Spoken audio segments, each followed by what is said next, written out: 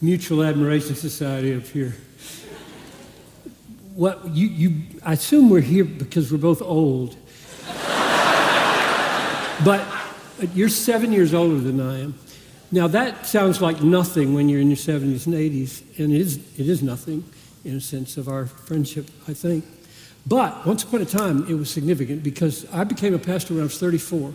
Now at 34, you were 41. You'd been preaching for 20 years, give or take, right? Yeah. More. So here I am, brand new, green as can be. I've preached 15 sermons, never married anybody, never buried anybody, and I became a pastor. And we had a breakfast. You won't remember this. John Sailhammer was there. I was brand new. It was in Minneapolis. I can't remember why you were there. And I'm just picking your brain about pastoring. So I don't feel peer-like here. This is kind of a veteran to me, right? and I'm the learner. So it may not look that way, but that's the way I have always felt. Oh, that Jim. I'm deferring kind of to him because look how he's dressed. He's father-like.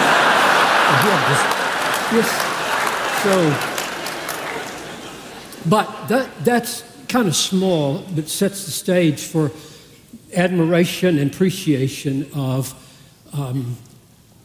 exposition without fail, 53 years, reformed. You know, you didn't always let that out, just like your Christian hedonism just came out.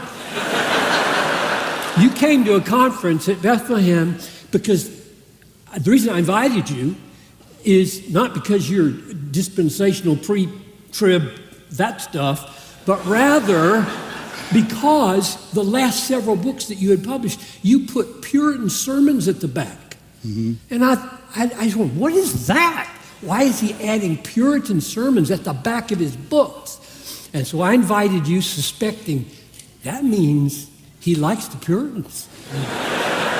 And that means he's probably a closet Calvinist because he's not known for that, like he is now. So at that meeting, you may remember this, in our sanctuary, about 500 guys in a pastor's conference, time for Q&A, and I stand up and say, Pastor MacArthur, why do you put Puritan sermons at the back? And I can't remember what you said. I said, are you a 5-point Calvinist? This is in front of 500 guys. I've never heard him say this. And he said, yes. And I said, how come nobody knows that? And you said something like, well, the older you get, the more free you are to say what you think, or something like that. So, expositional, reformed, staying in one place for 53 years, which I think is absolutely awesome for making a difference.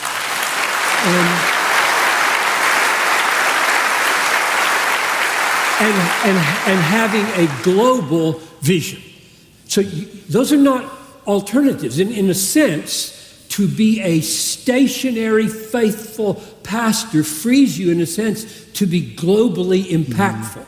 And I've been to Russia, I've been to Brazil. Everywhere I go, I run into little pockets of trainees that are tremendously impacted by you in this school, in this church. So that's huge. And one more thing. So I'm in his office yesterday, and there's candy on the desk. And he tells me that he's got 4 great-grandchildren, and they're free to come in here and entertain themselves that way. And I know a little bit, not a lot, so I don't know all the sorrows that you've walked through, but you have a marvelous legacy in your family. You really do. And that is an amazing thing, a precious thing. So those are a few. I could keep going, but... Well, I was just going to say regarding the great-grandchildren, I'm trying to move them from M&Ms to 5-point Calvinism. That's a good way to do it. Yeah. And I need to do that because my oldest great-grandson, his name is John Owen MacArthur. So I mean, if he turns out Arminian, I'm in deep trouble. That just cannot happen.